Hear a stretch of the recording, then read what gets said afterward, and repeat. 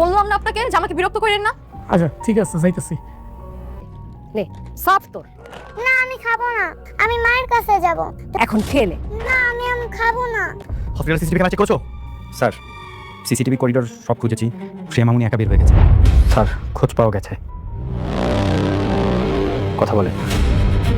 ওকে, location পাঠা, আমি আসতেছি। এইবার বুঝবে দুনিয়া সে জাত কি জিনিস। হ্যালো বন্ধুরা, কেমন আছেন সবাই? আশা করি সবাই ভালো আছেন। আপনাদের প্রিয় নাটক দুনিয়া টাকার গোলামের ১৬ নম্বর পর্বের রেশ কাটতে না কাটতেই দর্শকদের মনে এখন একটাই প্রশ্ন, ১৭ নম্বর পর্ব কবে আসবে? গোলাম কি সত্যিই মারা গেছে, নাকি নতুন কোনো চমক অপেক্ষা করছে? এই সকল প্রশ্নের উত্তর জানতে হলে আজকের ভিডিওটি আপনার জন্য। আপনারা যারা দুনিয়া টাকার গোলাম নাটকের ১ থেকে ১৬ নম্বর পর্ব পর্যন্ত প্রতিটি মুহূর্ত উপভোগ করেছেন, তারা কমেন্ট করে জানান আপনাদের প্রিয় চরিত্র কোনটি এবং ১৭ নম্বর পর্বে আপনারা কি দেখতে চান। আর যদি আমাদের চ্যানেলে নতুন হয়ে থাকেন তবে এখনই সাবস্ক্রাইব করে পাশে থাকা বেল আইকনটি ক্লিক করুন, যাতে কোনো আপডেট মিস না হয়। ১৬ নম্বর পর্বের শুরুতেই আমরা দেখতে পাই গোলাম গুলিবিদ্ধ হয়ে হাসপাতালে মৃত্যুর সাথে লড়াই করছে। কিন্তু অবিশ্বাস্যভাবে সে শুধু বেঁচে ওঠেনি, ফিরে পেয়েছে তার হারানো স্মৃতি।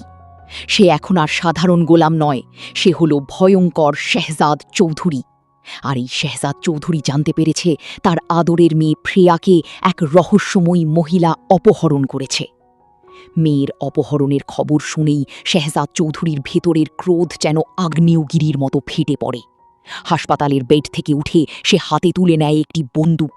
তার বিশ্বস্ত দলবলকে সাথে নিয়ে সে বেরিয়ে পড়েছে এক ভয়ঙ্কর মিশনে, তার মেয়ে প্রিয়াকে উদ্ধার করার জন্য। এই অভিযানে কি ঘটবে? কি এই রহস্যময়ী মহিলা? রিশাদের ষড়যন্ত্রের পরিণতিই বা কি হবে? এখন প্রশ্ন হল, শেহজাদ চৌধুরী কি তার মেয়েকে অক্ষত অবস্থায় ফিরিয়ে আনতে পারবে? লকার নম্বর ৯২ এর রহস্যই বা কি? ১৭ নম্বর পর্বে কি রিশাদের আসল চেহারা সবার সামনে প্রকাশ পাবে? এই সকল প্রশ্নের উত্তর জানতে হলে আমাদের সাথেই থাকুন। পরবর্তী পর্বের আপডেট সবার আগে পেতে আমাদের সাথেই থাকুন। ধন্যবাদ।